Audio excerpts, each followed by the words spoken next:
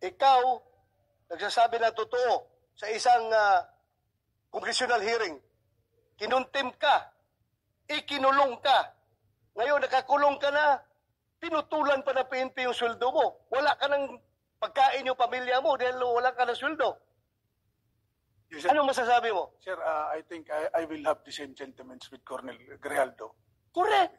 He's suffering from injustice na pagkakulong niya ngayon for telling the truth. Dapat ang PNP, you should be proud of him for standing for what is right and for standing for the truth. Kasama niyo ako. Hindi ako outsider ng PNP. And I love the PNP. Hindi. Yung pinanggalingan ng mga pinagsasabi ko, hindi. Dahil nasa kabilang bakod kami ng politics. Wala. At akin dito, ano yung uniforme na sinusuot ninyo at willing kayo na mamatay sa uniforme na yan. Yun ang aking sinasama ng loob, Kenneth.